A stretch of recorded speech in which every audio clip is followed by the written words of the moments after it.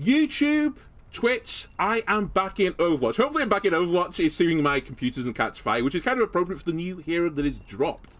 Actually, some really big news in Overwatch, full stop. So this video is going to talk about the new character. As you can see on my screen, I've got a new character right now.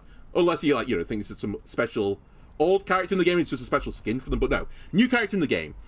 There was a big spotlight, which I would argue is the biggest spotlight they've probably ever done. It's one of the biggest patches they've ever done since the release of Overwatch 1, which is also kind of appropriate right now because the game is like rebranded from Overwatch 2, and it's rebranding back to Overwatch.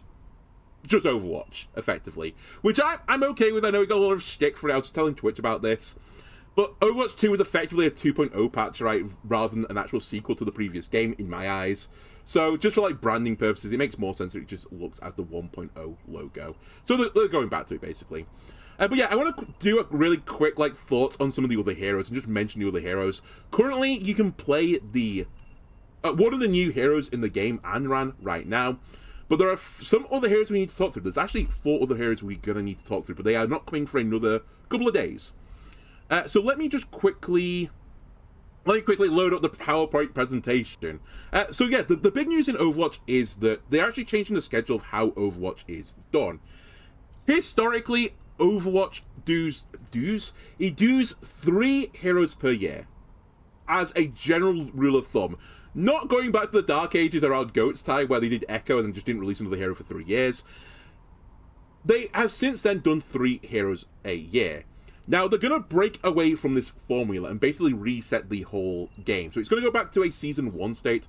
And what they're going to do now is thematic years, where there's like a story that ties seasons to seasons to season. I think it's going to I can't remember if they've said yet, 6 or 7 seasons for a year. And I think it's 6. And this should tie into an overarching storyline. And this overarching storyline is going to be about Talon in this case. And the big thing about this, and it is Overwatch's 10th year as well, so maybe they cut this down for future years. It might be an anniversary type of thing. But the big thing about this is Overwatch is like throwing out the old stuff. This year, they're going to release 10 heroes over the course of the year. And more interestingly, for the game state of Overwatch since its inception, like actual OG Overwatch, actually going back to the alpha stage, they are releasing 5 heroes at the same time. This has never happened in Overwatch before, and it's going to cause a dramatic change in the game. So we know 5 of the heroes right now. So I want to quickly give like some thoughts of 4 of them, and then the 5th one is Anran, who we will actually do in the game, who's actually available right now. The other 4, you're gonna have to wait for some time. And then the way this is going to work is over the subsequent seasons, so I think it's 5 more seasons after this, they will release 1 other hero that ties into this overarching storyline. There is a big, massive mech at the back, which I think people have like worked out is like, it's probably Demon at this point, which is one of like the Diva Mecha Squad things, because they have a very similar silhouette to one that's in Busan right now. But yeah, there's some interesting hero designs in here, and honestly, I really like the idea of them like releasing these bulk patch of a lot of heroes just to really fuck the meta around a little bit. Like, it's going to cause dramatic changes. Like, one hero normally changes the meta quite dramatically, because often the hero is like overpowered, with the exception of Lifeweaver. But with 5 heroes, we could see some really big shifts in the game. So the other 4 heroes, which we're not going to get till the 10th, I think it is, there is a new tank in the game that's going to be called Domina. I don't want to go through this too much because I'm going to do a separate thing when I have access, to the hero Domina to play the hero. But they are a tank. They are more of a poke tank orientation. As a general overarching thing, I would say the closest hero they were probably to was like old Orisa with like the big shield you would just stand behind and go pew pew pew with. Her gun is a laser beam that at the end of like the laser beam charge, it fires off a hit scan shot. What's kind of interesting about it is the hit scan shot's actually quite short range. I can't remember exactly because they don't have the numbers on here, but I think the range of the beam's about 20 meters something, and the hit scan shot afterwards only goes with the range of the beam as well, which is very unusual for hit scan. Normally it just goes until it hits something, but not this one. It will actually dissipate. The other big thing about this hero is they've got a shield, and we don't have it on the screen right now. I should probably grab something for it, but the shield is like Orisa's like curved shield, but it hasn't got a ceiling on it. So it's a big curved shield that goes around your team, which is the barrier array. The other interesting thing about this barrier array is it's not just one shield, it's actually lots of little shields tied together, and you can actually break in segments, which makes a really interesting situation if you want to do shield dancing, is that normally you just dance either side of your shield, right? But in the case of Domina, she actually might want to just go forwards and backwards between segments instead as the segments get broken. Also really interesting that hit scan will struggle to break these shields like any single target source of damage. They can only break a segment at a time, right?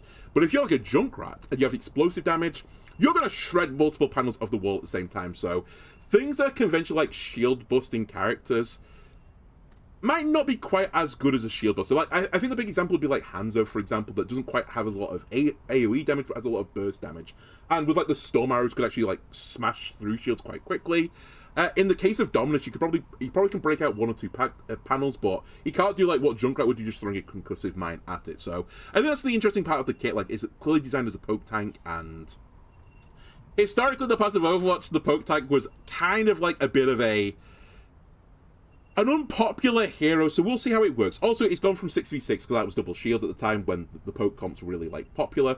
Now it's only going to be a single shield, right? But I say a single shield, it's lots of little shields like sewn together, so it's kind of like multi-shield, you know, comps. But yeah, it might be drastically different in 5v5, but clearly this hero is designed to be able to like anchor a position, stop herself getting shot by flankers because the shield goes around her flank, and kind of just sit there and protect her team, or just push the payload. I can imagine this being pretty good on like pirate ship comps, for example, with Bastion.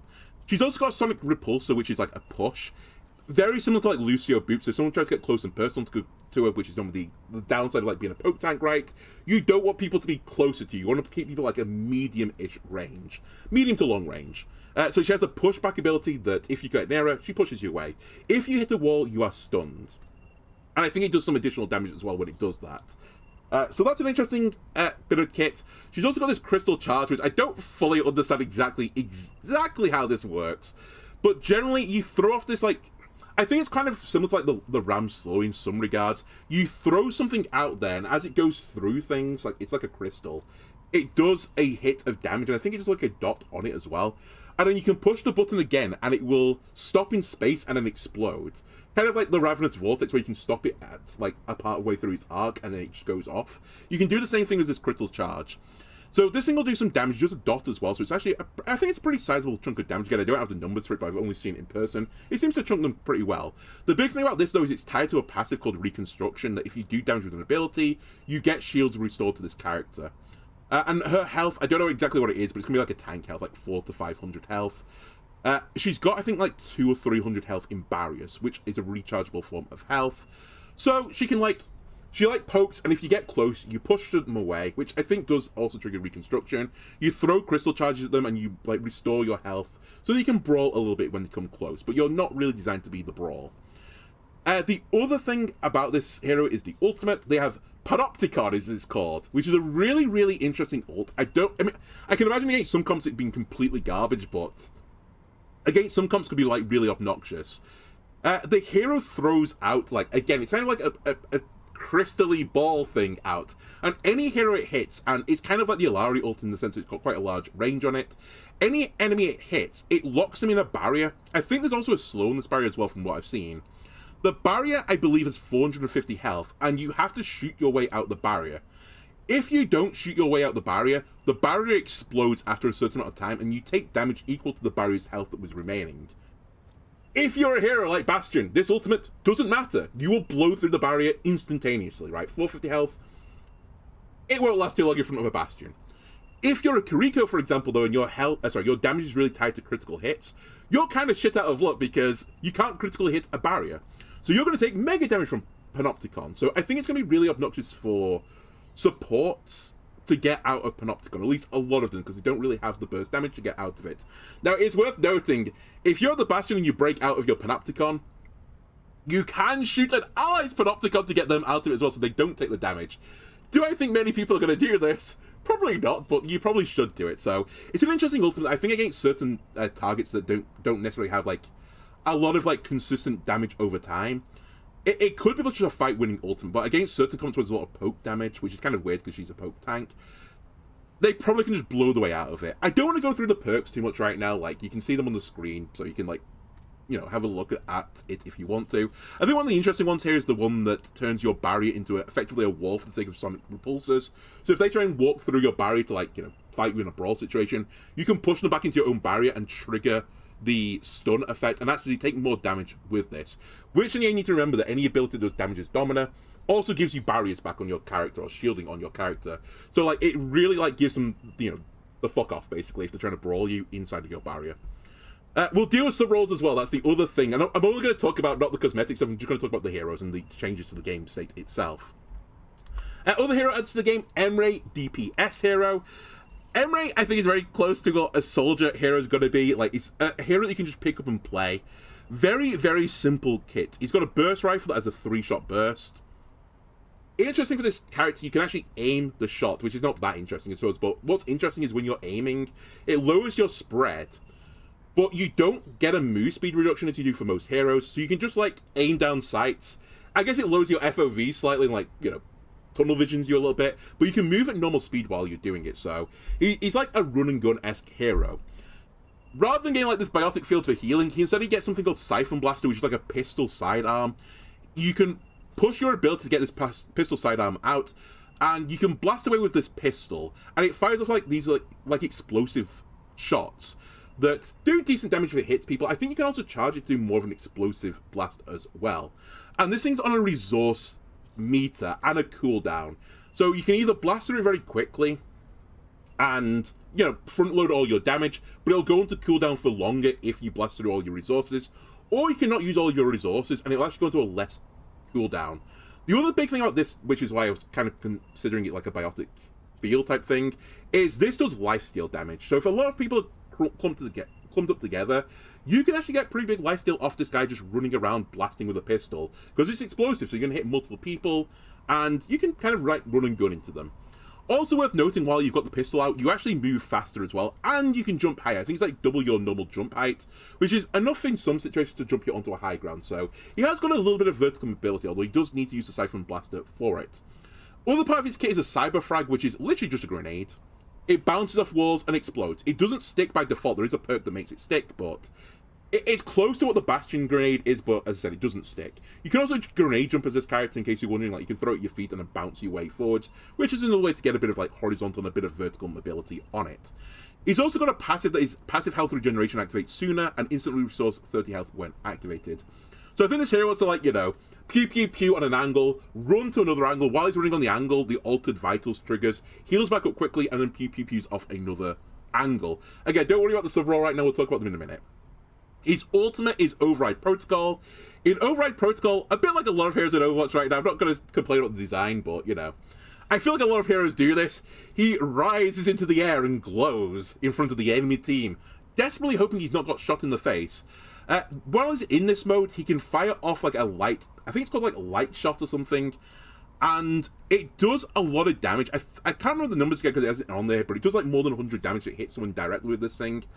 It has like a bit of splash damage on it as well. Or you can do one big right click. Actually, you can do this with it, but you can get one big right click on it as well, which is a charged attack, which is like a big explosion and does lots of damage if you hit it. And I think, again, if you're close to the explosion radius, you take more damage. So yeah, it's just like it's just another one of those effects where you just stand in the air glowing and I think just hoping you don't perish.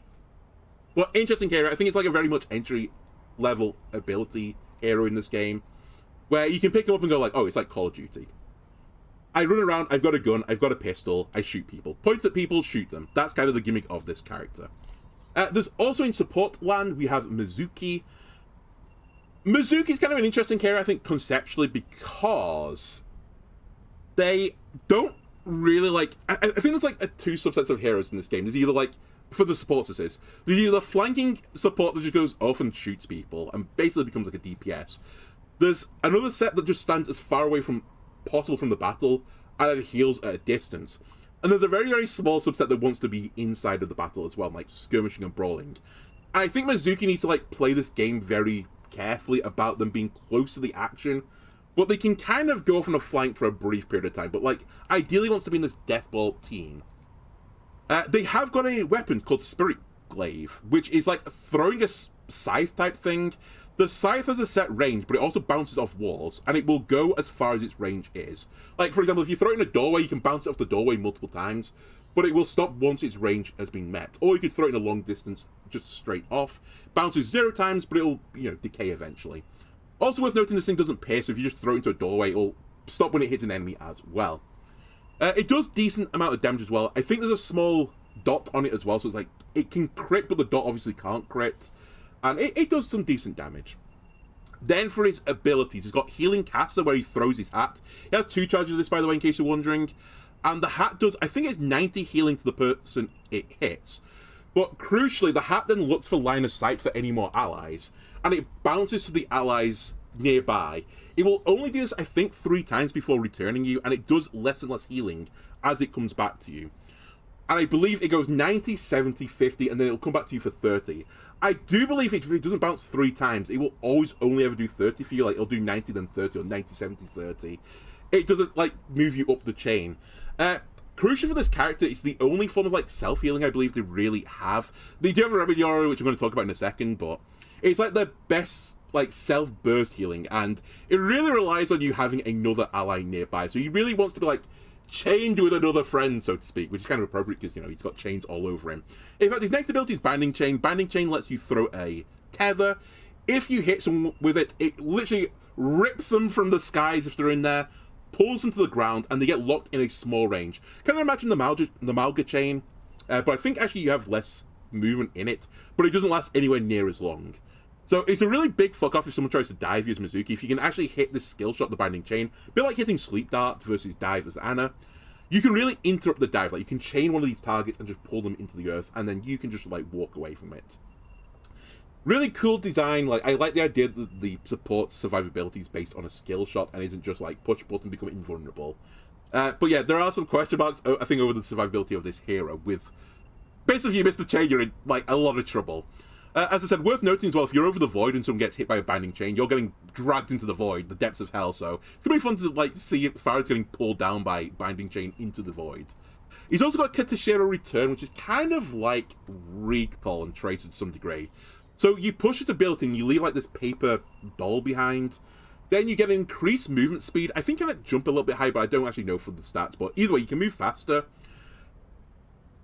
Once you reach the end of this movement speed, you have 2 choices. Either you can push the button again, in which case you'll recall back to the paper doll, or you can not do it and just stay where you are. This lets Mizuki potentially quickly take a flank. Like, I think the example of this is where it could actually see some plays Ike first, for example, where there's a pillar in the middle of the first point. It's probably appropriate for Katashiro Return to, like, you know, put your paper doll behind, take an opposite angle for everyone else, throw some of your Spirit Glaives, try and pick up a kill, and then if, like, you're getting, like, aggression put onto you, you can Katashiro Return back to your team. Or, if they're not, like, paying you the respect that you deserve, you can just stay on the flank, right? It's like a free, I try and go on the flank and kill someone type of thing. It's not quite free because you can always get headshot during it. It doesn't give you, like, an invulnerability. But yeah, you can basically, like, you can get a reroll effectively on something. Then I think the biggest interesting thing about this guy's kit, and it's where I think there's a bit of controversy about him, is in, like, a lot of people I think are shit talking this area, so he's going to be garbage. Which, again, it's so early to say, like, we've not even got him in the game. He's got a passive Remedy Aura. And Remedy Aura is effectively like the ability that Lucio has, where he can just sit in either a passive aura for healing or a passive aura for speed.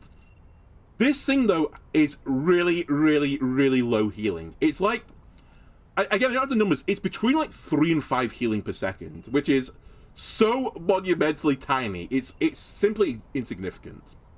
The crucial thing about Remedy Aura, though, is if you keep doing damage or if you keep doing healing, a resource meter, like, triggers upwards, and it steadily increases the healing.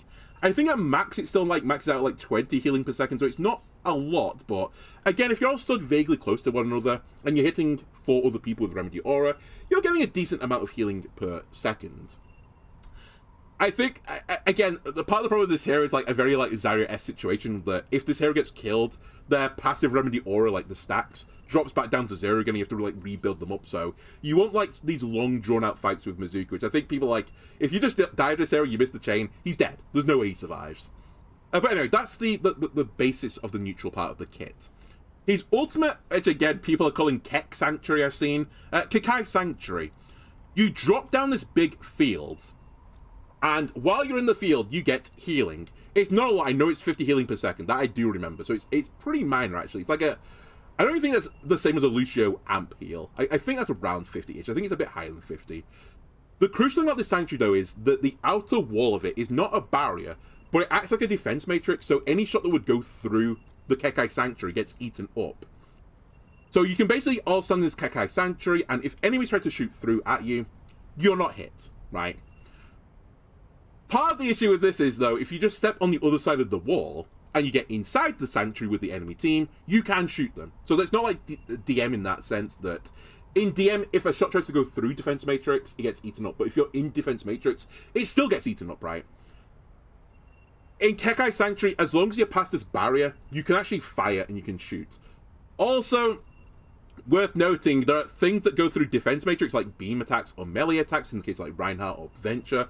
They obviously also go through Kekai Sanctuary. So into certain comps, I can imagine Kekai Sanctuary being completely worthless, to be honest with you, but against certain comps it could actually really shut them down. If you're like a ranged poke comp and Mizuki Kekai Sanctuaries, you really can't shoot them back. You have to like respect the Sanctuary. I'll also say as well, I think people are underestimating the idea as well that if you're a Dove and you Kekai Sanctuary, like the Winston for example, if it's a Winston dive and he's inside the Sanctuary, you also are blocking off healing from the people that are trying to, like, you know, be in the Sanctuary with you. So I can see a world where Kekai Sanctuary is used as a defensive tool against dive, and you just pop it. Winston or Hazard or something that gets into your dive, they can't be healed from the outside, so you'd force their healer to come into the Sanctuary with you, in which case you can fight them in the Sanctuary. So I think the kit all around is kind of really interesting. Again, I don't really want to go through all the perks, but actually one of the really interesting perks I've seen is the major one for Quickstep. While Kakashiro Return is active, allies with Remedy Aura, or within Remedy Aura, gain 25% increased movement speed. So I think clearly at some point they went, we need to make Lucio 2. I know we've just like made Overwatch 2 when we make it Overwatch 1, but wouldn't it be funny if we made Lucio 2? And I think it's their attempt to make like a similar like Pokemon, a similar Overwatch character to Lucio, because Lucio in certain comps is like a must-run hero, right? And he has been like virtually for the entirety of the game, Lucio normally sees some play somewhere.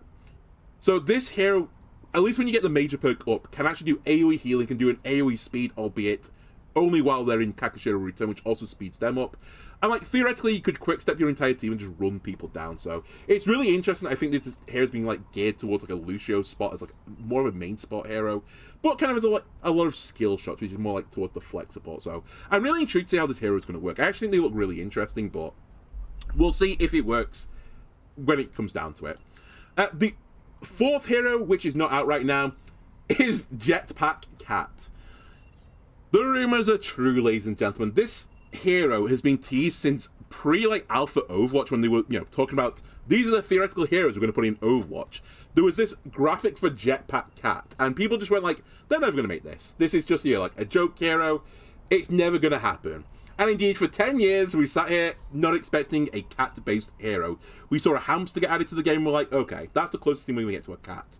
But no, we are going to get a cat hero in Overwatch. It is another support hero, and again, I think it's dividing opinions. Some people are calling it gross, and some people are calling it gross for other reasons. As in, it might not have a positive impact on the game. So the hero, as an important aspect of it, actually, I'm going to deal with the passive first. They have Permanent Flight. Permanent Flight has never been really put into the game before. The closest that we've had is Pharah, where if you actually did fuel management properly, you could forever hover in the air. And even after they changed the fuel ratios a little bit and, you know, how the mechanics work so that you can't do that anymore, if you, like, surf rooftops, you can theoretically stay in the air as Pharah. You can do it as D.Va, I think. I think you can do it as Echo as well. But generally speaking, it's hard to, you know, stay in the air. The cat has no issue. No fuel management on it. You can just permanently fly around the air. This has led people to be a bit questioning this, because you could just fly into the skybox, and a lot of the cast of heroes can't hurt you. So that's a pretty big deal, this jetpack passive. The hero has biotic paw projectiles. It's a really weird projectile which is in the shape of a paw, but the claw part of the paw can critically hit, but the pad part can't critically hit, but the pad part is bigger, so it's harder to get, like, crits, but it's weird that the projectile crit is on the top of it, but not the bottom of it, if you know what I mean.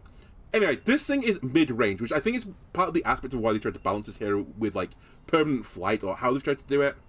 Because this hero, they can fly into the skybox all they want, but they actually can't heal from that larger range. They have to be, like, more of a mid-range. These projectiles, by the way, do damage to enemies and heal allies, so it's kind of like the Anna primary fire. The other thing that scares people, in fact, there's a lot of things that scares people about this character. He has got an ability called Frenetic Flight, sorry. which makes your jetpack really, really quick. Now, this is on a fuel recovery system, but it recovers surprisingly quickly. So you can, as I said, permanently stay in the air, and you can fucking fly around like a little horsefly, and you're going to be really, really hard to hit, to be honest with you. You may have also noticed it says the fuel recovery is slow while carrying another player, because that's right, this character can carry players around. They have an ability called Lifeline. Crucially for Lifeline, Jetpack Cat can, I don't know, release like the cable or something. You as the hero has, the onus is on you to accept, do I take the Lifeline or do I not take the Lifeline? If you take the Lifeline, you hold onto the rope, and Jetpack Cat can fly you around the map and just take you wherever you want. And as I said, this frenetic flight, from what I've seen, is really quick, so this hero could be like an actual insane taxi service. You can only grab one person at a time. And it's worth noting, in frenetic flight, I don't believe Jetpack Cat can shoot. But I think with Lifeline active, they can shoot. So you can actually still do stuff while you're carrying people around.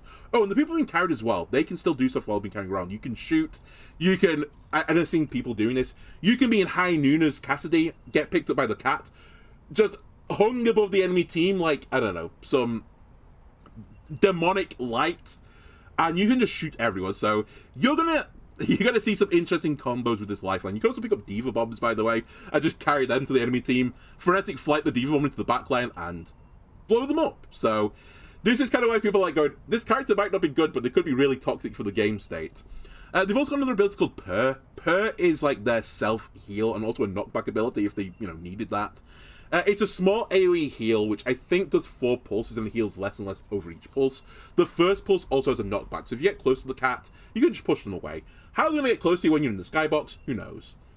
Then, the other big thing is about this character is their ultimate, which again is where people are going like, oh, this hero could be toxic.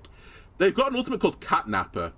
The hero dives at an enemy location, knocks down enemies, and you tether to the nearest enemy to you, and you can carry the enemy away instead.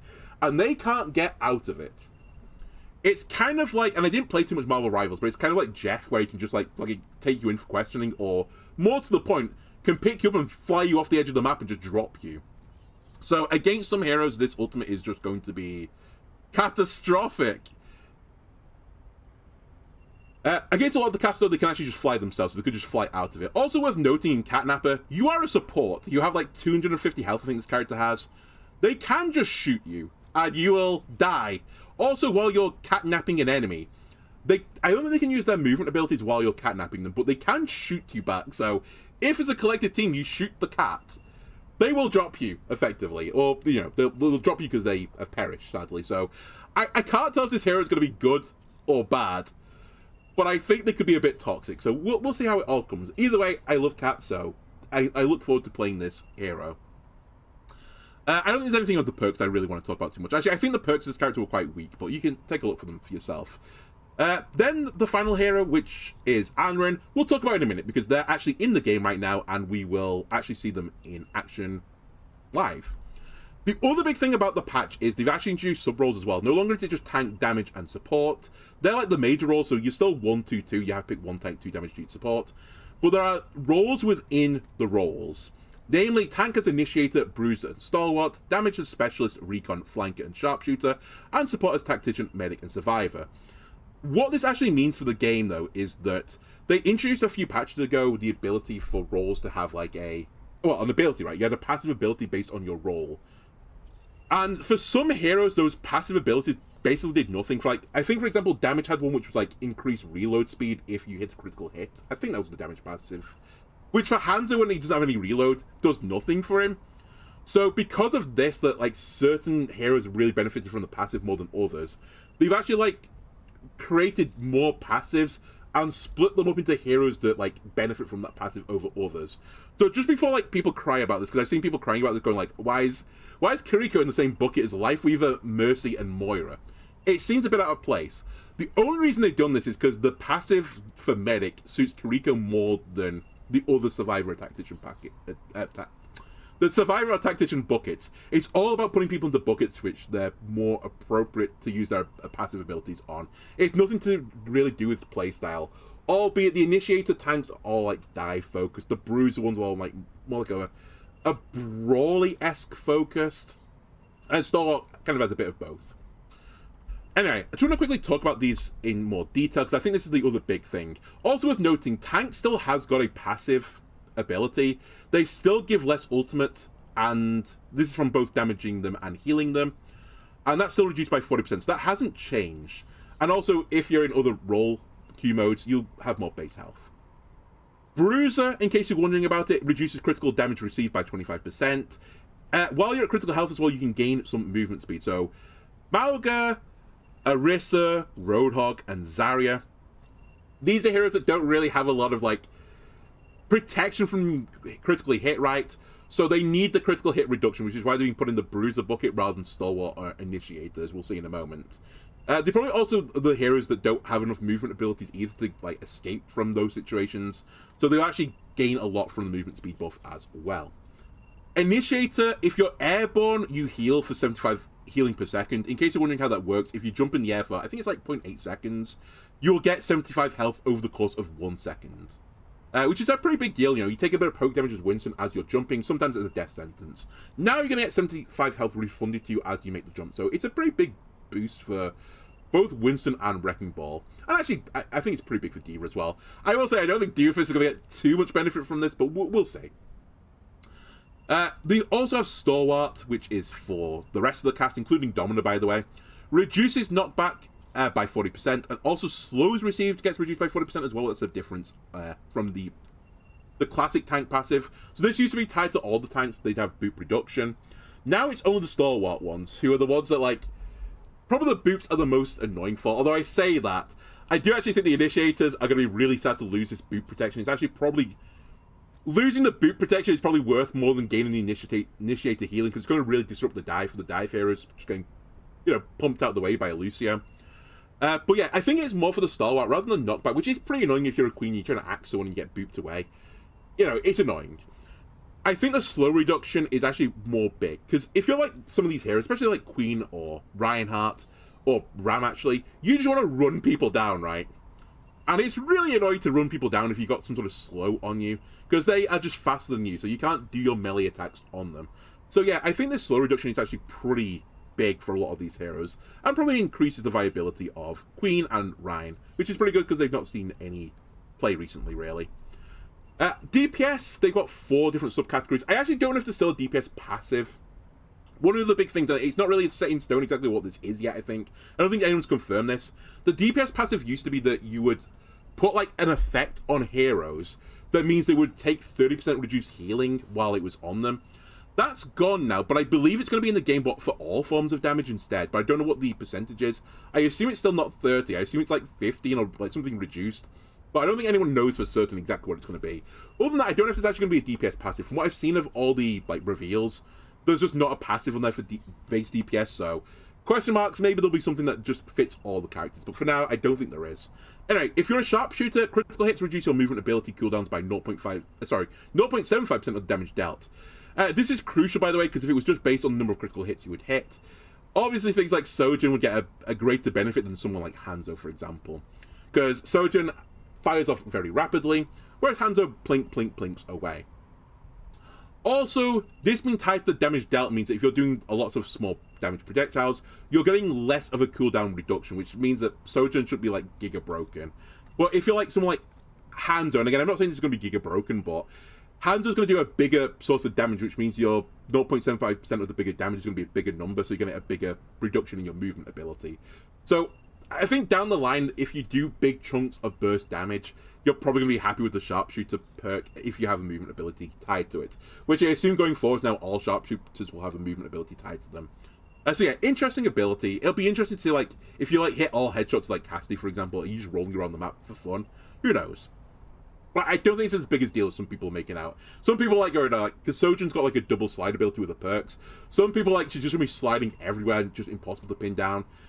She'll be sliding more, I will own up to that, but I don't think it's going to be as bad as people make it out to be.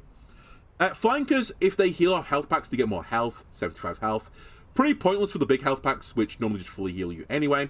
But for a little tiny health pack, which I think normally is a 75 heal, it, for some heroes, is going to give you a pretty big chunk of health back. So, definitely a bit of a boon towards like heroes like Tracer, for example, that play around packs a lot. And actually Venture as well, does play around packs a lot. We also have Specialist, eliminating an enemy Have I spelled briefly right? It looks so wrong. It looks like brie fly, like a cheese that flies. Anyway, it increases your reload speed by 50%. Sure, it's nice to reload slightly faster. Some of these heroes got slightly annoying reload animations. Taubes is actually quite long, for example.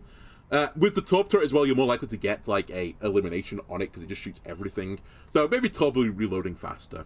But it could be good, but for the most part, I doubt you're going to be like eliminating someone and immediately reloading. But who knows? And then finally, Recon, which I think is the one that in my eyes is a little bit spooky. You can detect enemies below half the health through walls if you damage them.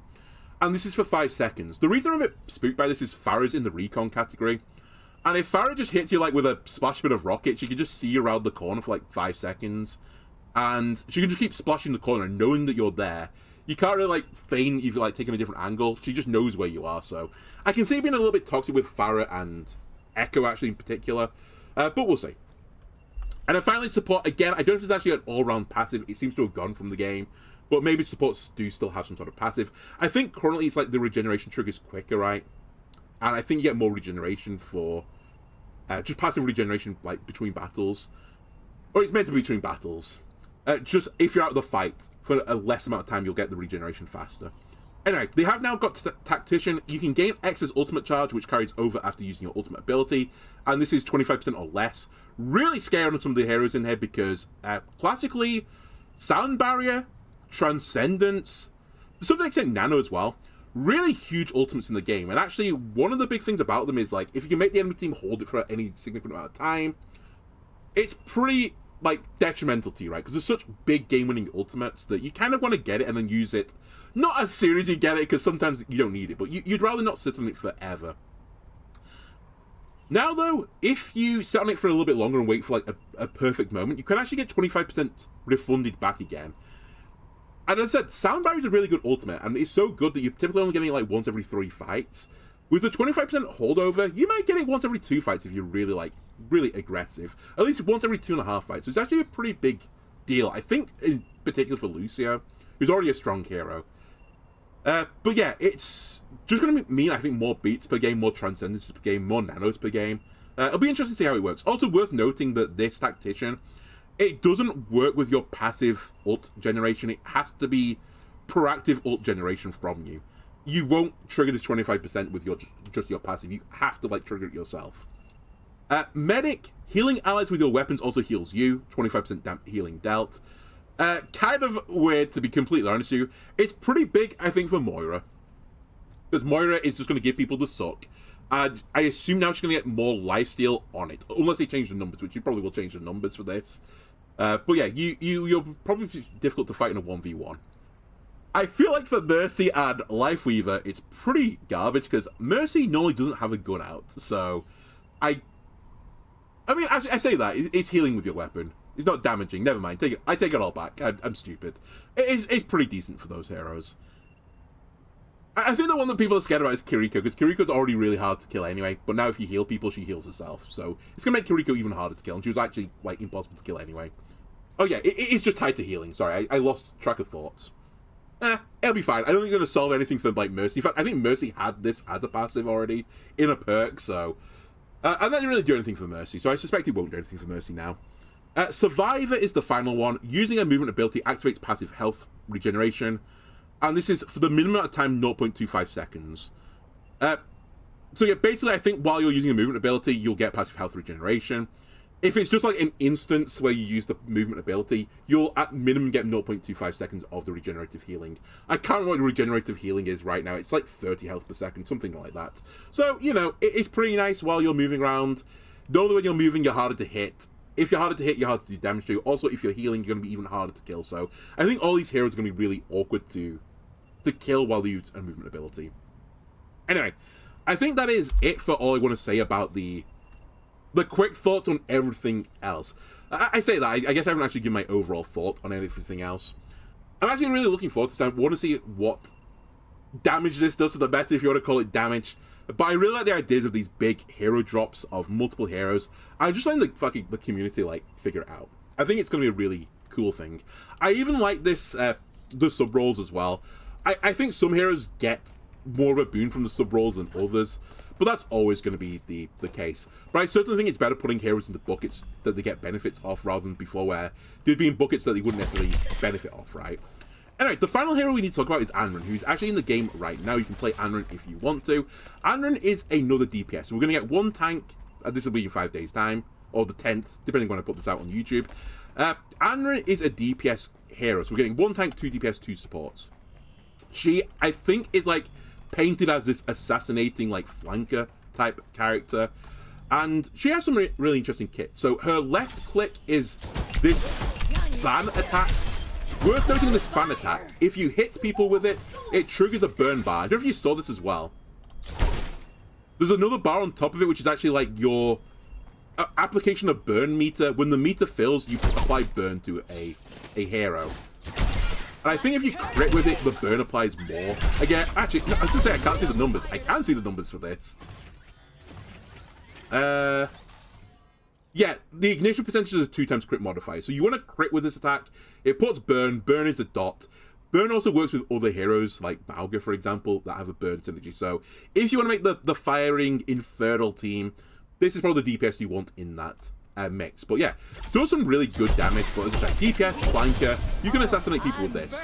Also worth noting as this hero, if you burn someone... Actually, let me change the hero. Whoops. That's a secret for later. Let me change the hero to Hog. If you burn a hero, you can use your right click to fan the flames, basically. So while they're burning, you can hear the animation change, and it does, I think, more damage, and it also like does more burning because the ticks happen quicker. This left click, not piercing, I believe. The right click is piercing. You can hit through it. So the idea of this character is you get burned, kind of like Mauga, and then you start right-clicking and fanning the flames instead. The burn goes off, you go left click, right click, left click, right click. That's like the gimmick of this character. I also showed it off before accidentally. They have got another ability, I don't know what it's called now. Dancing Blaze. Dancing Blaze is kind of like the Juggernaut ult from Dota, if you ever played Dota. I forgot what it's actually called now. I'm not a big Dota head. But anyway, you turn into like this flaming like blade, and while you're in this, you're untargetable. You can't take damage, you're invulnerable. You do a small bit of damage back to them, and then you come back out of it. I think you can actually move slightly in this as well. Yeah, you can move like maybe a meter or something from the original position that you were, so you don't just get instantly like headshot when you come out of it. Pardon me, but basically if you get jumped by a group of people, you can just become invulnerable for a small period of time. Like take maybe a second off your cooldown and... you know, keep fighting. Crucially for this ability, though, as well, is that you're invulnerable for a short amount of time if you only hit one hero with this. If there are 5 heroes around you, which I don't know if I can actually really show this off in here, but if there are 5 heroes around you, the invulnerability extends because you hit all targets. Yeah, I can't really do it. I can show it off with, like, 2 there, but that was longer than the Hog one, for example. The final bit of the neutral kit is this shift. You may notice I have 2 charges of this, and this shift lets you move over large distances. And by large, like a relatively large distance. Worth noting as well, this gives you not only horizontal, you get vertical mobility, you can go up. The way I say this would feel is a bit like a D.Va booster. It's like the initial boost of D.Va. Like, I have full control of this, like I can even move in the air. But it's far, far shorter. They also, as well as doing this, I think you burn people through it, like, or at least I put the burn bar up a little bit. So you could try and set people on fire and then, you know, fan them as well while doing this. And I think this character's got a bit like of the Tracer, Genji, Doomfist, or like old DPS Doomfist part of the kit, where you can either like double shift to like go really far in to go to someone's backline and like assassinate them, or you can use 1 to get in and 1 to get out again. Like your movement ability for entry is also tied to your movement ability for escape. So, really high, like, APM type hero, I think. I think a lot of people, if you like Tracer or Genji, I can see this hero really, like, appealing to you. Especially when you can start doing, like, verticality to go, like, into the backline, over walls. Do one of these, then go back over the wall again and get out again. Yeah, really cool design of a hero. The final thing we need to talk about, I think, is the ultimate. Yeah, because we talked about the ignition passive, so let's talk about the ultimate. And by ultimate, it's actually 2 ultimates this hero's got. They have an ultimate that they fly into the air. They left click. And she flies down into the earth, hits everyone in the AoE damage, and also this ultimate pulls people in. So you could combo this with another ult to like this plus Alaria ult to pull them together and hit the Alaria ult onto it so you hit more people. And basically does big damage. Obviously you want to tie this to something like a like, you know, the fanning attack. So we go into the air, down, then you probably want to keep the burn going by doing this, or just, you know, hitting with actual face attacks. And that does some pretty big damage. The other part of the ultimate is... I'm trying to show this off. By the way, this cooldown of the movement ability, 9 seconds, pretty quick actually. What is insane movement. So the other part of the ultimate is if you die, you get a different ultimate. So the game will offer me the ability to revive, which I can turn down if I want to or not. If I revive, I come back to life at full health. I have to do an AoE explosion, which also knocks people back. It burns them, and then, you know, I can go on to fight it again. So it's basically like I can use my ultimate as a get out of jail free card or a get into jail free card. So it's a really interesting hero. Their abilities are both tied into like engagement and disengagement, which means I'm going to be really bad at them, but we'll try and, you know, we'll try and get some games out of them. I should actually talk about the perks of this character. So they've got 4 perks like most characters. They've got Smolder. Ignite lasts for 1.5 seconds longer. I think that's quite nice if you get the dot on. Lasts longer so you can just keep fanning them for, you know, basically until they perish. The other one is you gain 60 overhealth for each enemy ignited by your ultimate, up to maximum of 180. Obviously, this is huge if they're in like a death ball comp and you hit multiple people with your ultimate. Then when you're, like, because your ultimate puts you in the middle of the enemy team, you know, come what may. Like, they can fight back, right? But it's going to be way hard for them to fight back if you have, like, you know, 180 extra health. You're basically a tank health at that point. So, if you want to play around the ult cycles more, take the right one. If you want to play around the neutral one more, take the left one. Okay, I like it. Let's turn up the heat!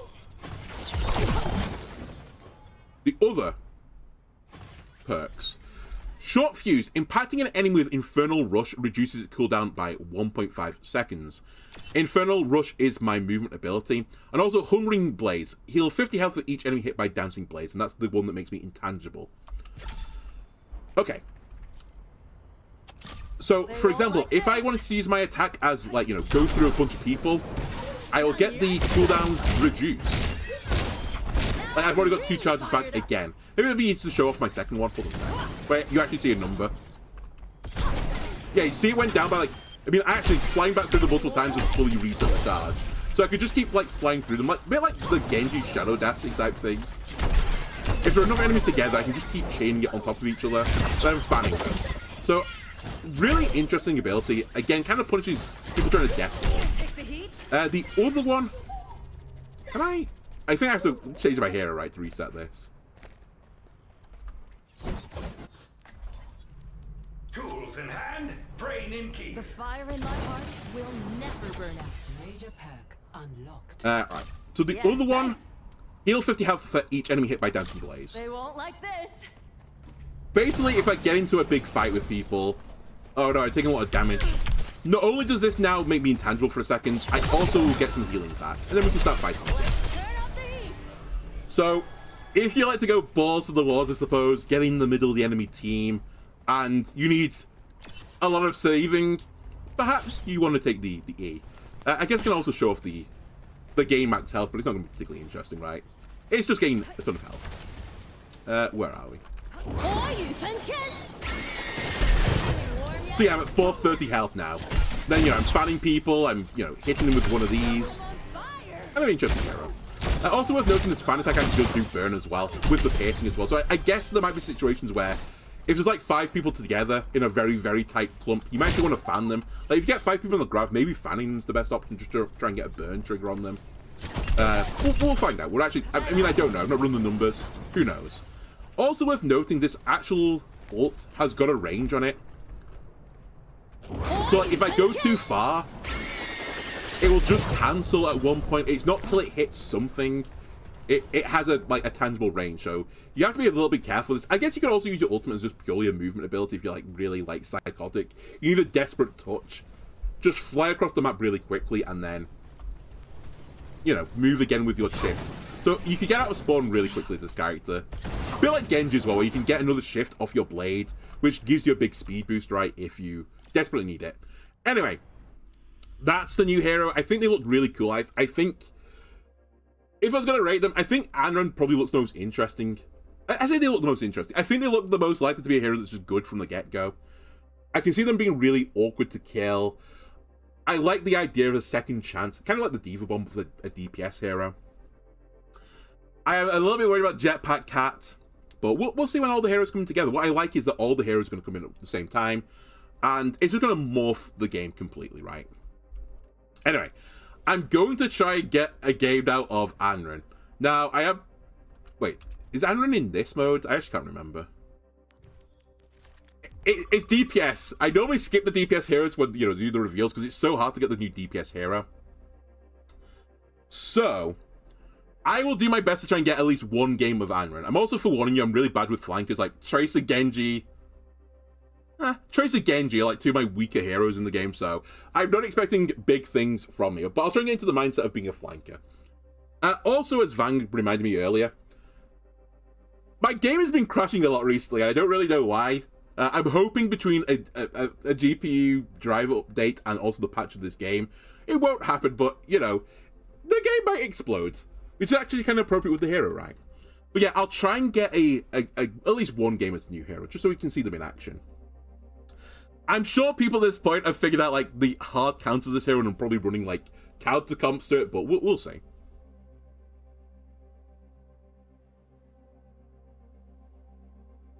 My other general, like, thoughts, specifically on Anran, is that I suspect that anywhere where you could have used Genji or thought Genji was, like, vaguely viable, you probably could put Anran into the comp.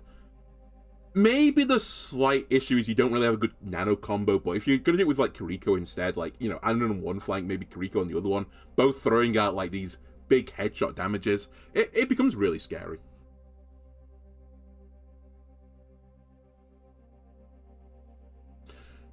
Other interesting things as well is, I don't know how it would combo with, like, Mauga, for example, or even Ashe, actually, where they can set people on fire with their own abilities, so you don't have to, really.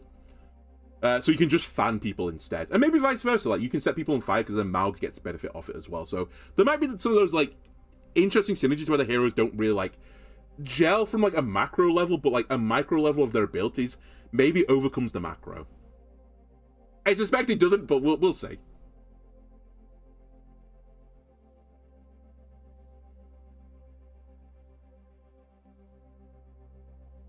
Also, YouTube, normally I cut this bit out for you by doing some in vivo editing, as I call it, where I just pause the recording. But because my computer's been so unhappy with this recently, just to try and minimize the crash, I'm actually going to edit this after the fact. Which you might be saying, why have you not edited this bit out? I'm super lazy. I'm going to cut it at the start of me recording this, and I'm going to cut it at the end of me recording this. And basically, you're going to get the whole killing caboodle, so to speak. Maybe I'll be kind. Maybe if I don't get the hero in the next game, I will cut that game out, because I will just play it. Because actually, other fun side things right now, I'm actually on, like, not the bad list, but if you leave too many quick play games, you get, like, a 10-minute ban for being a naughty boy. And I've not been leaving quick play claims, but my computer's been crashing, and Blizzard doesn't know the difference between a computer crashing or a person leaving. So I think I'm on that list still. It's like you have to... I could have raised it after, like, 20 games or something, but I've not played 20 games, so... if it does crash, we might not be coming back. We'll see.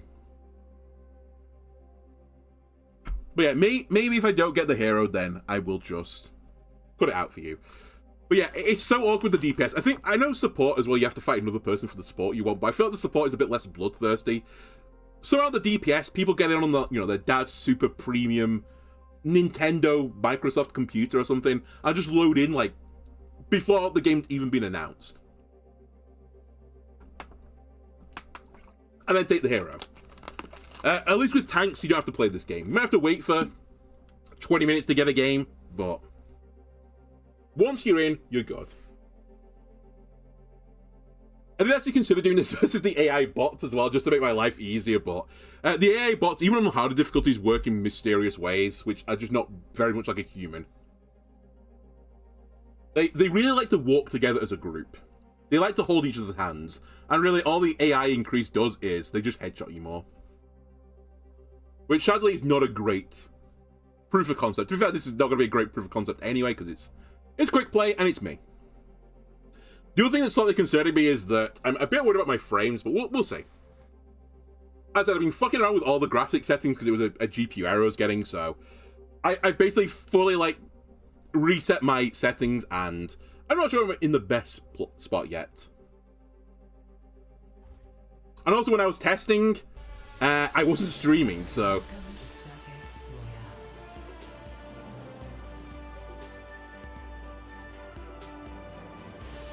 Come on!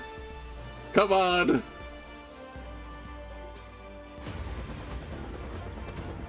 Cries. Alright, well, we're gonna get a lot of this, I suspect. But I'm gonna get backfill. Hold on a minute, it's gonna be huge for me. Also, I can't see the heroes. Fixating on target. Which is slightly awkward. That I did have an issue with the graphics things. Okay, they're loading in now. You know what? Oh, here we go. Here we go. Character models. Perfect. Requeue me with priority. We get in quicker than anyone else because we got priority, right? I select the hero. We get one game. We call the video. Perfect. And also, I see the character models. You can tell I've been playing this game a lot recently. Although, actually, I joke about that. I have been playing the game a lot recently, but I've been checking for crashes. I've been playing it against the bots, just seeing, you know, if my computer explodes.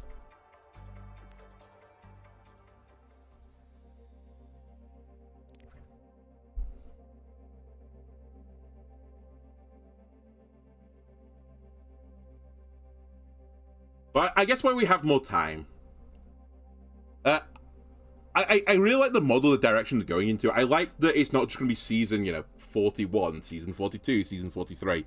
I do like the idea that there's going to be thematic seasons now, that this is going to be the year of Talon, you know, everyone's going to tell a story together, and the patches will, like, you know, add heroes that go into that story as well. I think it's a really cool concept.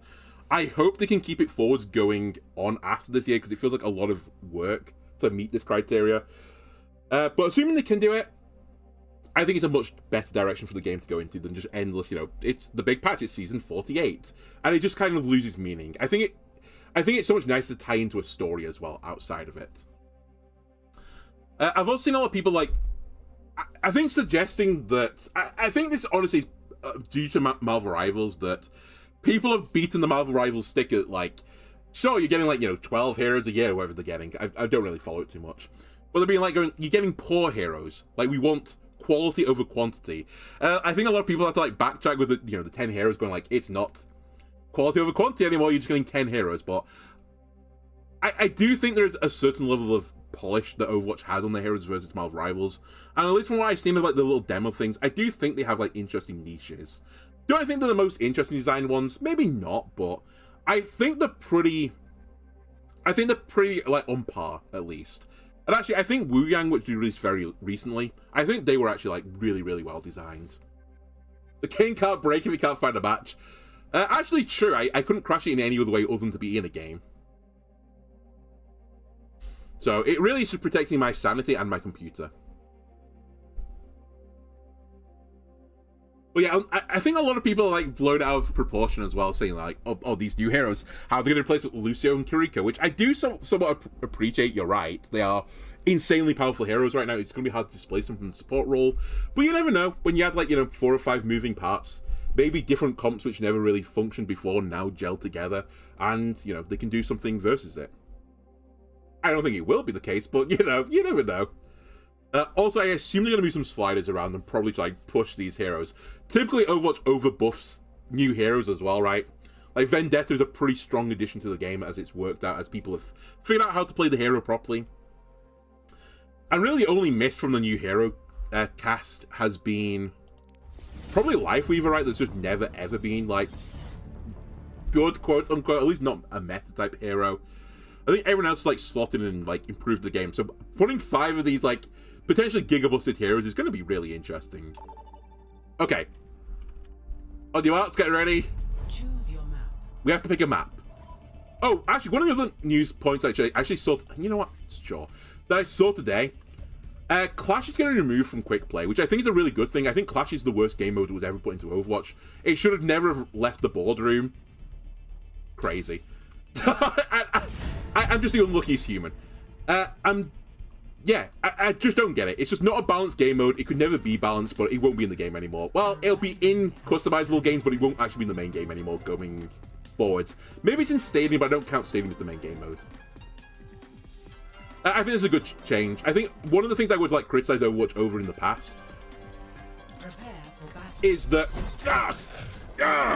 what I criticize over the past is they've wasted a lot of resources on things that could possibly never work.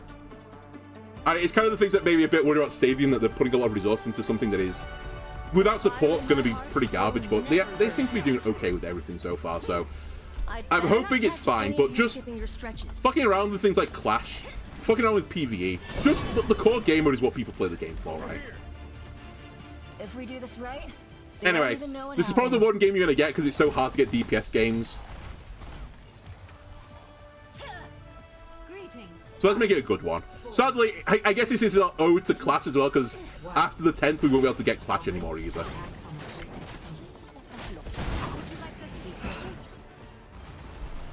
So I'm looking forward to the Giga Stomp we're about to get.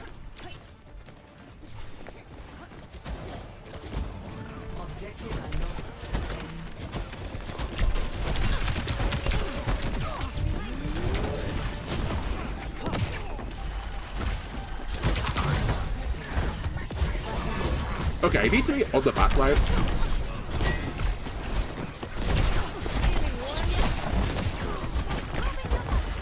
Remember to get one of these as well.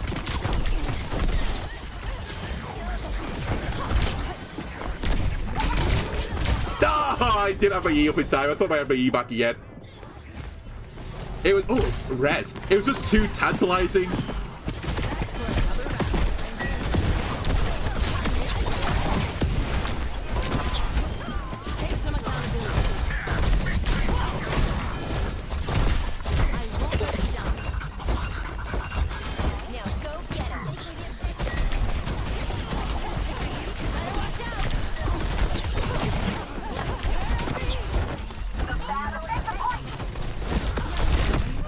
Okay, I did my work there.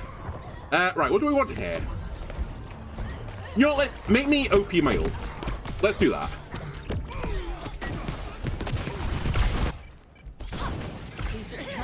You need to touch the point, or I guess not. Okay, fine. Decided to survive, that's okay. In Clash, it's a fool's errand to push first. It's disadvantageous.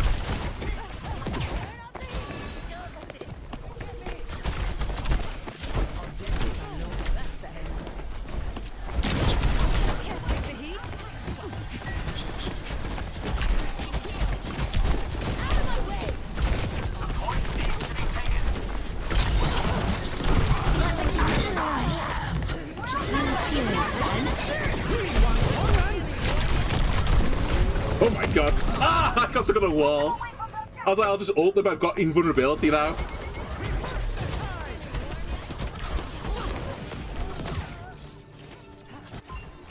I would like to point out I was fighting two of them in a corner.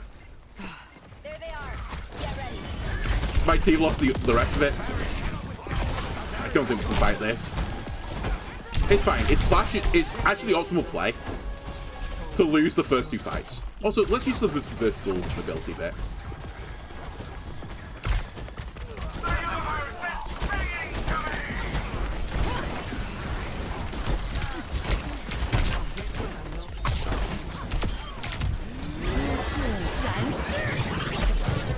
Fine. Forced ult. Okay, should probably reload.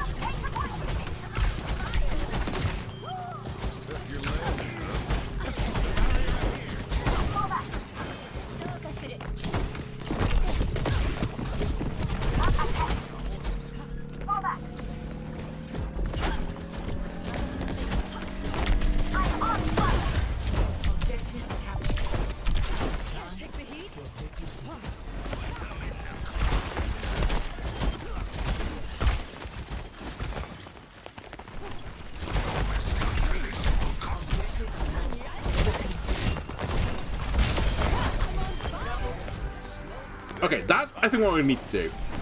Okay, we do need to cap the point as well. I think we need to sneak behind people, assassinate a support, and then move on with life.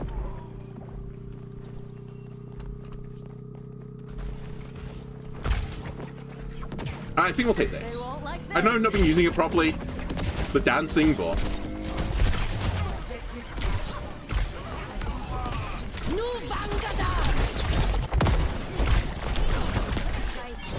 Perfect. Not perfect.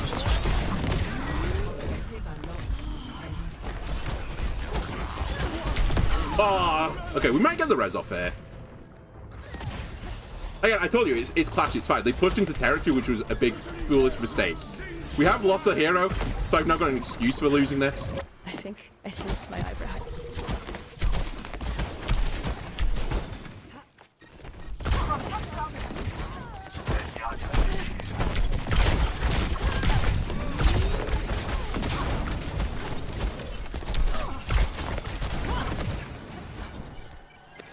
I need to remind myself I'm not immortal in the shift. I keep forgetting. Also, I need to remember I have to fucking reload my gun.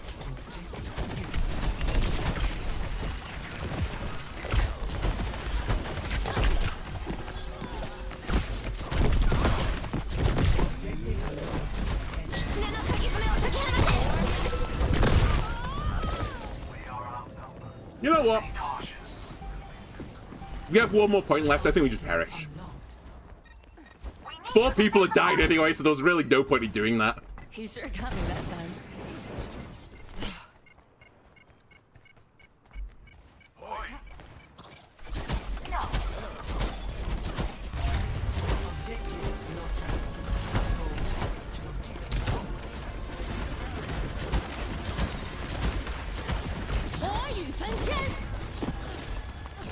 Alright, she turned into a glowing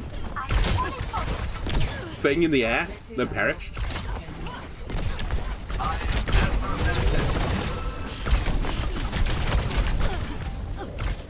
I think again I don't ult here. I just take the L. We've done enough. We should probably cap the point, but I guess I can do that. Let my form slip.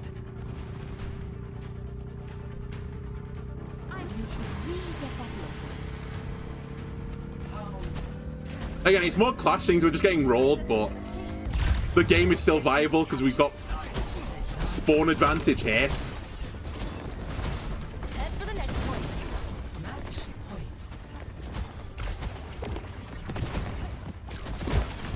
Objective unlocked.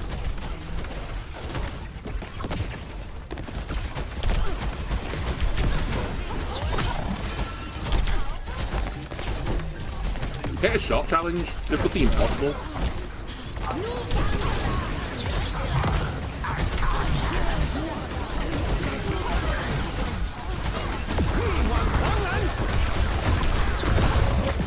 I mistimed it. This time I had to do it.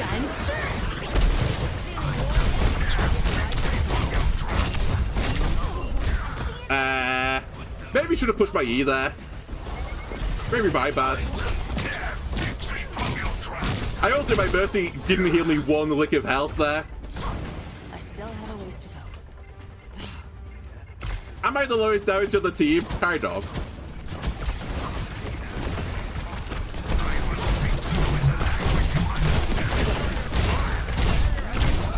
Fuck! I keep thinking of immortal my shift. I'm trying to shift in to get a big E off.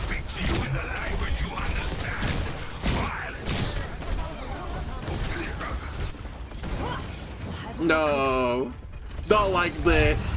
All right, we'll try and get one more game. It's Clash. Clash doesn't count. Clash is a fool's game mode. I did go 10 and 10 as well. Extremely good at perishing. What did that guy do? Okay, I actually out-damaged their Anran by 1k damage. It did come at the cost of my life, but you know what? I'll give you 2 of these. Let me try and get back in. Try and get one more. That was just a warm-up. I mean, to be fair, I'm never going to be, like, good on the first attempt, right? Okay, so, learning lessons. The shift doesn't make you immortal. You're just really quick. Secondly, the E does make you immortal. You should push the E when you're about to perish. But yeah, I think the one fight where I got behind the Kiriko and just fucking headshot her 2 times and fanned it to death, I think that's what I meant to be trying to, like, accomplish on every single fight.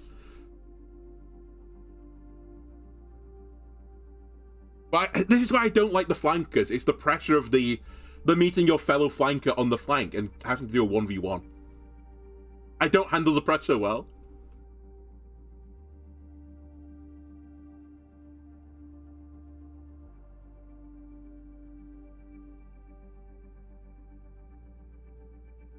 But yeah, regardless of that, I think it was kind of a cool character. I'm not sure as well. I guess I should just, like, say my opinion on the ult. If I think it's better to turn into a bird or do I turn into, like, an egg? Basically, is res better than the blast? I'm actually not sure. It's kind of like the Wu Yang one. Is it better to self-cast the Wu Yang ult or cast it on someone else? It really depends on the comp and everything else that's going on around you. I think in that situation, for the 2 times where I did it, I think I had to do it in the situations I did it in to stay alive for a bit longer. The initiation on it could have been nice, I suppose. They did group up a fair bit. But yeah, I think it just really depends. I do think the egg form is pretty strong, though. Just like, out the box, egg out the box.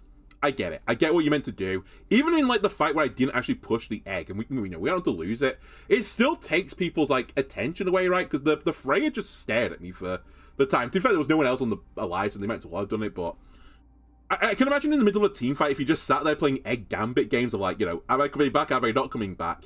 It could be pretty obnoxious still. Especially if you cause someone to get killed from it, just due to lack of attention and saving the ult for a future fight. So, it kind of has, like, some interesting, like, headspace type mechanics, if you know what I mean, like, mental mechanics.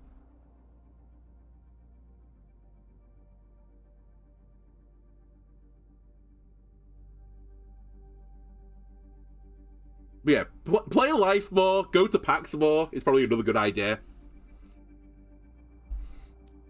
I guess other things I'm going to do excuse game right now.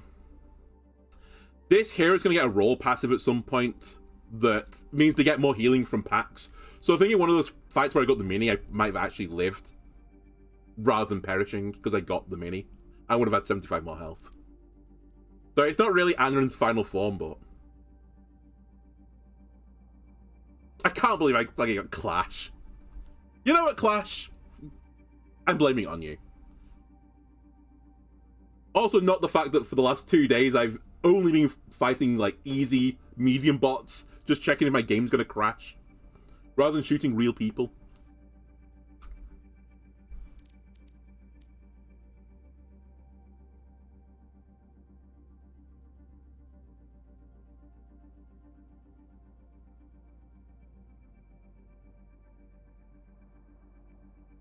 I'd also say to myself, and I don't think I did this too much in the previous game, I think we definitely don't want to just be fighting the Ram. We had that resurrect where, you know, I got in the Ram's face and the Mercy, you know, didn't heal me, but I just evaporated. And I just can't pump out the damage versus them. I don't really have the sustain. I really do have to be on the flank. Playing for packs.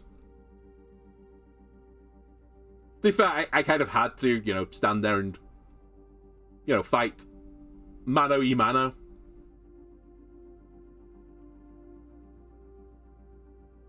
I wonder what that stands for in English.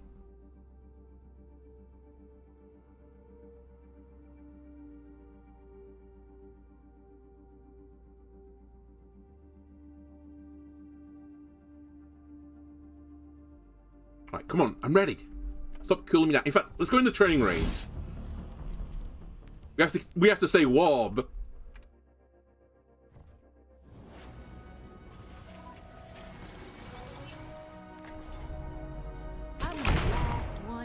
That's the wrong hero.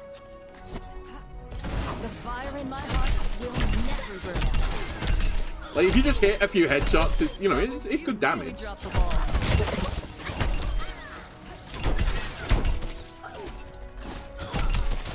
I'm on fire. Blazing a path. It's also a bit awkward because, like, this is quite good at long range. Like, it's almost like a poke type thing. Feel like the Genji Shurikens.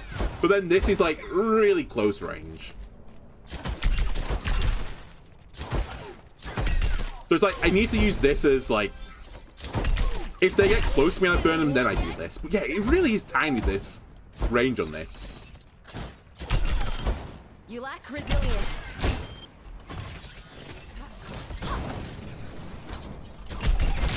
Take the heat. Minor perk unlocked. How much is it? If I hit...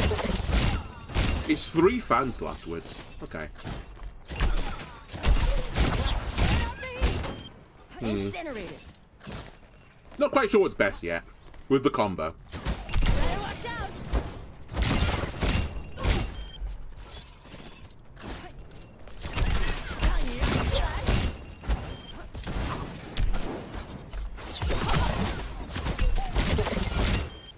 Maybe out of the E this is better, because we're going to be close regardless of what happens.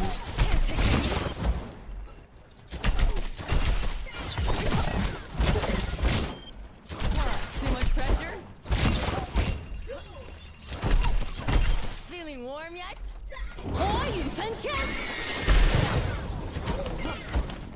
Oh, by the way, this right click, I don't think I mentioned it, it doesn't go through shields.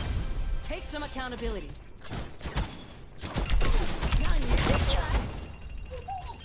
It is about 10 meters, isn't it? No, actually, I say that. I could just do this. 10 meters.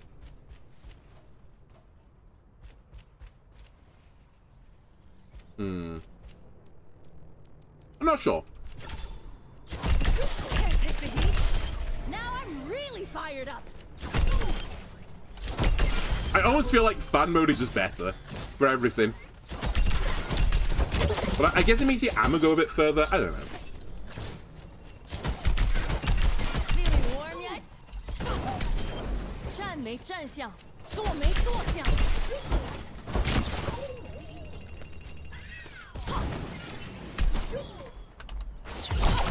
让你燃起来。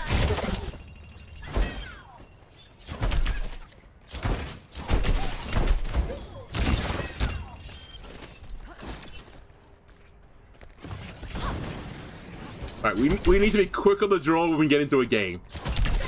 The queues are far too long. You know what? Hold on a sec. Do they have the one where you can just freely play anything you want?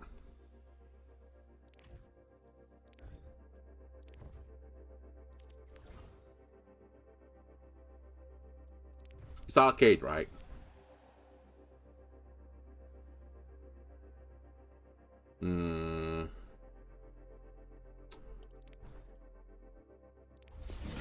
The problem is, I kind of hate those game modes because it just turns into deathmatch, right? And you learn nothing. Like, I want to play against a real team. Playing real Overwatch.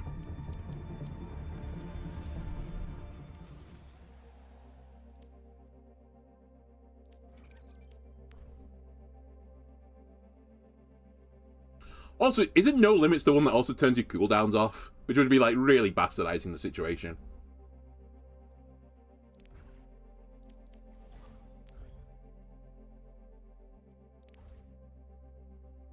Could try Mystery Heroes and just hope we roll it. It's fine. We're gonna get a quick play game. I will beat whoever it is to the hero again with my expert skills. We won't get clash. I won't die 10 times in 10 minutes.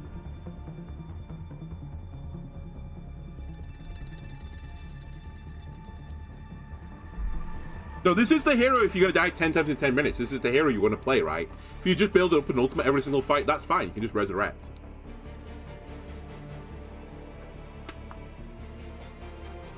Actually, I bet you that's how I racked up the deaths. I bet you it counts as 2 deaths to die after you resurrect.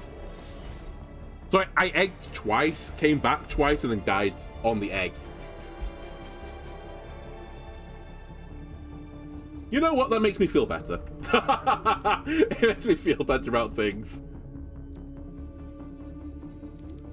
Any mug could die 10 times in 10 minutes if they have no respawn timer.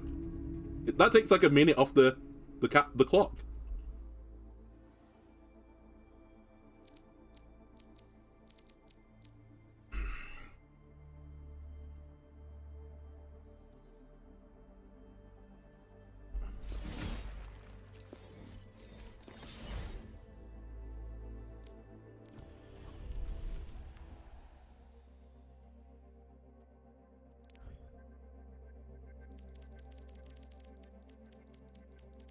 I think maybe they are already doing it. They really need to do some incentive for people to play, like, not the hero role that the hero's in, the new hero is in.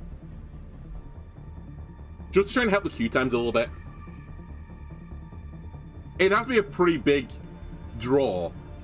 Like some sort of cosmetic, I suppose.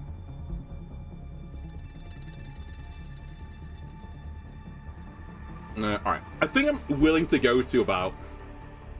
I'm willing to go to 15 minutes. If it's 15 minutes, we'll just take the awful game I played. I say awful game. It was pretty bad, but...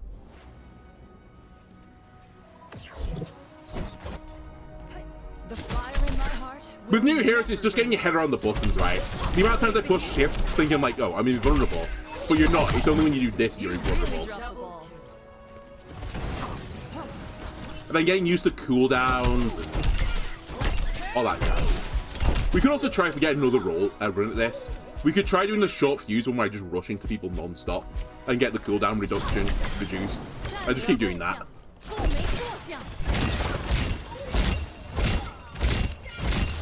I'm on fire. I didn't actually realize my right click as well as on a resource meter. And it's got 8 ammo. Get it together. I guess that's the whole point, right?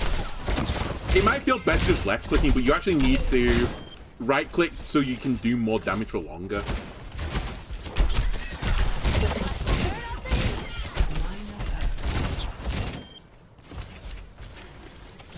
Okay, I like it. Okay. Never is something more important than right now. Select a map. Give me Busan. It's around here is where the hero is.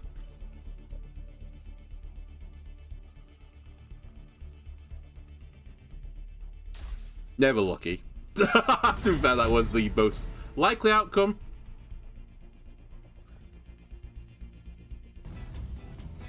Traveling to the right.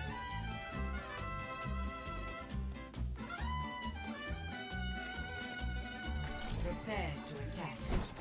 Oh my god, they did Ash. I don't know if they meant to. I don't know if they were like, oh, Ash, you know, it's the first hero, it's Ash. But no, Anran is before Ash. Alright. We have Apple on our team. Wait, did I have Apple on my team before? I've got Apple and Bourbon. How can I lose? What a combo. I'll have us in and out in no time.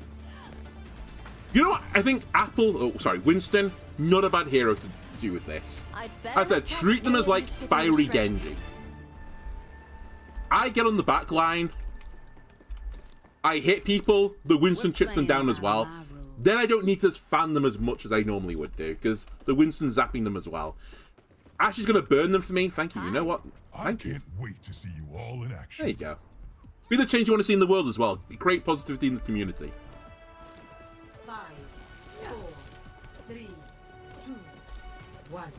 Now, can I make this middle high ground? I can. Should I want to make this middle high ground? I've decided no. Wait, are they all running the new hero? Thanks for having my back.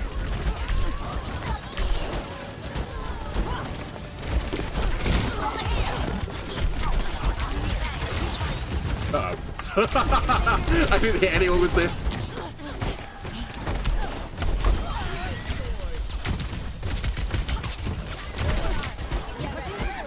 You coming? I can't make it. My God.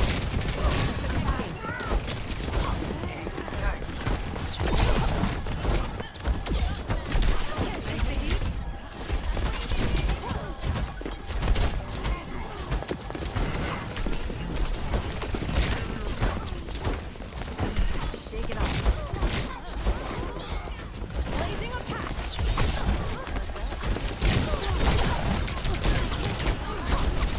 Moving the payload.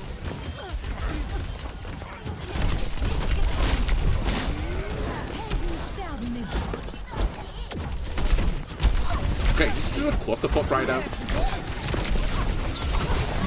Oh, I dodged the bomb. I nearly filled up though, but I dodged it.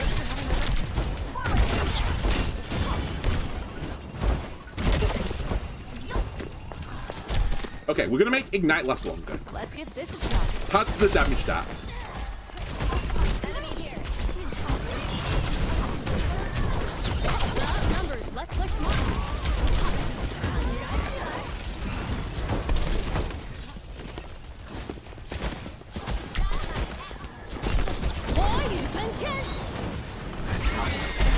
Enemy turret up ahead.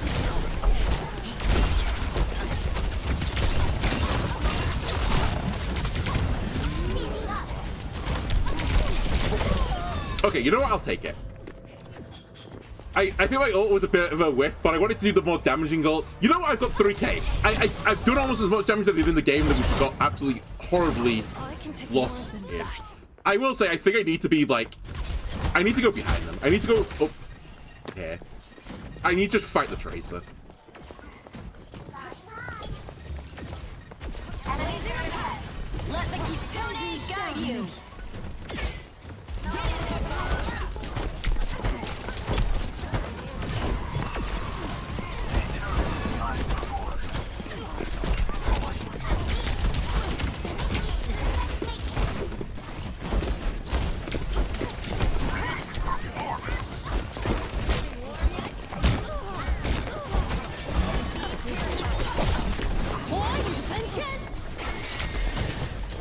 I heard the res.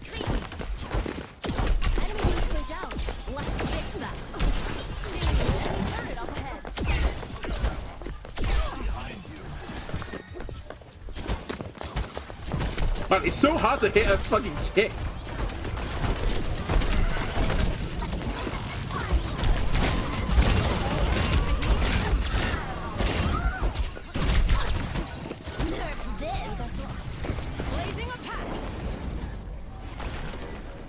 Did we cap? We did.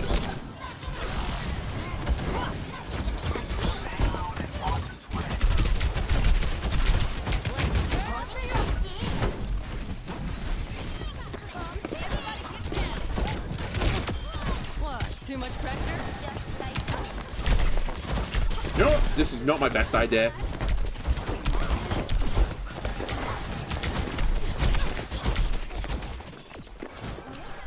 That's not what I meant to take either.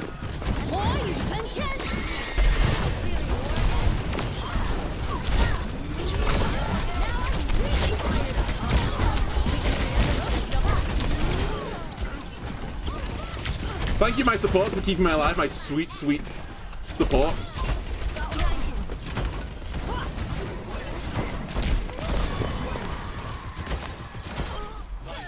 I definitely should have died there.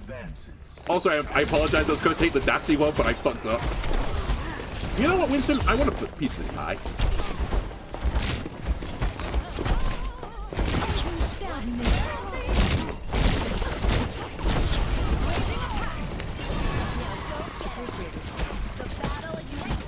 Fucking Tracer!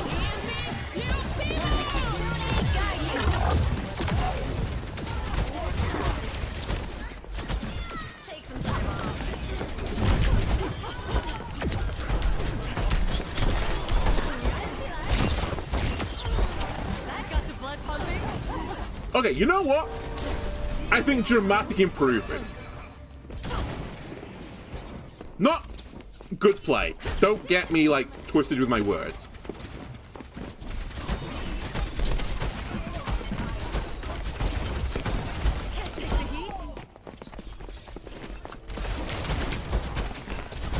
Fuck's sake, I keep feeling there was mercy.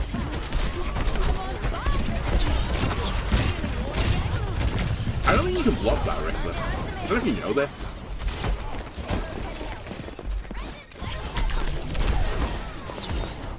Fuck's sake, I put the wrong button.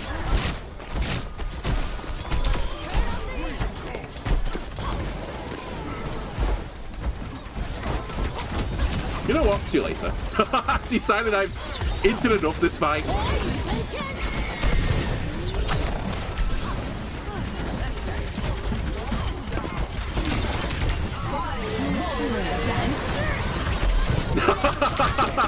Okay, I didn't consider Arissa just ulting me there. I will say I probably shouldn't have instantly egged. Well, you know what? Just res that Zed. Oh my god, hold on. Again, I need to get out the habit of shifting everything. Thanks for having my back. I'll be keeping the change. Okay, this is a game we can end on. What are my stats? Highest damage in the lobby if you don't look at the top hero. Highest damage in the lobby if you're fruit blind. Play of the game. I'm sure it's incredible. It's not me just lost in the middle of 8 people. It's me lost in the middle of 8 people.